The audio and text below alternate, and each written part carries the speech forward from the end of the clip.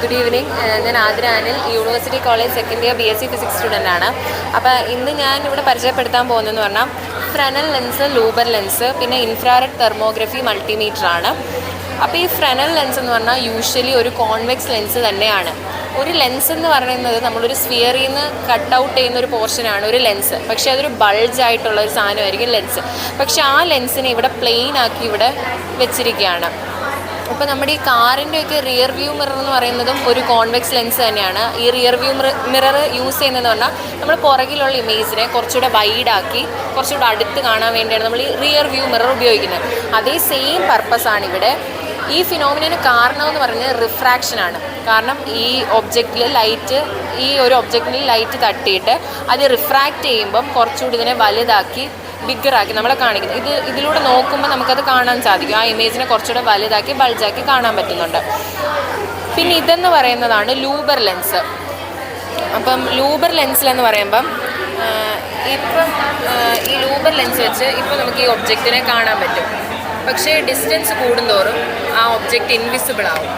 Invisible ആവുന്നതിന് കാരണമെന്ന് പറഞ്ഞാൽ ഈ പെന്നിൻ്റെ ബാക്ക്ഗ്രൗണ്ടിൽ നിന്നും ഒരു ലൈറ്റ് ഇതിന് തട്ടുന്നുണ്ട്, ഇവിടുന്ന് ഒരു ലൈറ്റ് വരുന്നുണ്ട്. അത് കാരണം ഇതിൻ്റെ ബാക്ക്ഗ്രൗണ്ട് മാത്രമേ കാണാൻ പറ്റൂ. ഒബ്ജക്റ്റ് അപ്പം ഇൻവിസിബിൾ ആവും. ആ ലൈറ്റ് പുറകിൽ നിന്നുള്ള ലൈറ്റ് കാരണം ഈ ഒബ്ജക്റ്റ് ഇൻവിസിബിൾ ആവും, പക്ഷേ അതിൻ്റെ ബാക്ക്ഗ്രൗണ്ട് നമുക്ക് കാണാൻ പറ്റും.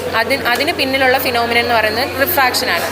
റിഫ്രാക്ഷൻ കാരണം ലൈറ്റ് ബെൻഡായി ഇതിൽ വന്ന് പതിക്കും. അപ്പോൾ ഈ ഒബ്ജക്റ്റ് ഡിസപ്പിയർ ആവും. പക്ഷേ ഈ ഒബ്ജക്റ്റൊക്കെ നമുക്ക് കാണാൻ, പക്ഷേ ഇത് മാത്രം നമുക്ക് ഇൻവിസിബിളായിട്ട് കാണാൻ പറ്റും. ഇതെന്ന് പറയുന്നത് ഇൻഫ്രാറെഡ് തെർമോഗ്രഫി മൾട്ടിമീറ്ററാണ്. ഇത് യൂഷ്വലി നമ്മൾ ഉപയോഗിക്കുന്നത് ഇൻഫ്രാറെഡ് റേഡിയേഷനെ ഡിറ്റക്റ്റ് ചെയ്യാൻ വേണ്ടിയാണ്. ഇപ്പോൾ ഈ ഇൻഫ്രാറെഡ് റേഡിയേഷൻ എന്ന് പറയുമ്പോൾ അത്യാവശ്യം നല്ല വേവ് ലെങ്ത് ഉള്ളൊരു റേഡിയേഷനാണ്. അതിൻ്റെ ഫ്രീക്വൻസി കുറവായിരിക്കും, വേവ് ലെങ്ത് കൂടുതലായിരിക്കും. ഈ വേവ് ലെങ്ത് കൂടിയോണ്ട് തന്നെ നമുക്കതിന് നമ്മുടെ നേക്കഡ് ആയ കൊണ്ട് ഇൻഫ്രാറെഡ് റേഡിയേഷനെ കാണാൻ പറ്റില്ല.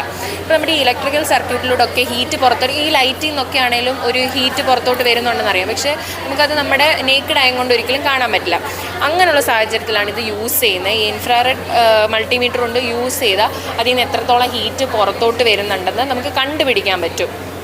അങ്ങനെ കണ്ടുപിടിച്ചാൽ മാത്രമേ അതിന് എത്രത്തോളം ലൈഫ് സ്പാൻ ഉണ്ട്. അപ്പോൾ ഈ കൂടുതൽ ഹീറ്റ് പുറത്തോട്ട് വന്നാലും നമ്മുടെ ഈ ഇലക്ട്രിക്കൽ സർക്യൂട്ടിനെ അത് ദൂഷ്യമായിട്ട് ബാധിക്കും. അതുകൊണ്ട് തന്നെ എത്രത്തോളം ഹീറ്റ് അതിൽ നിന്ന് പുറത്തോട്ട് വരുന്നുണ്ടെന്നൊക്കെ അറിയാൻ വേണ്ടിയാണ് ഈ മൾട്ടിമീറ്റർ യൂസ്. Thank you.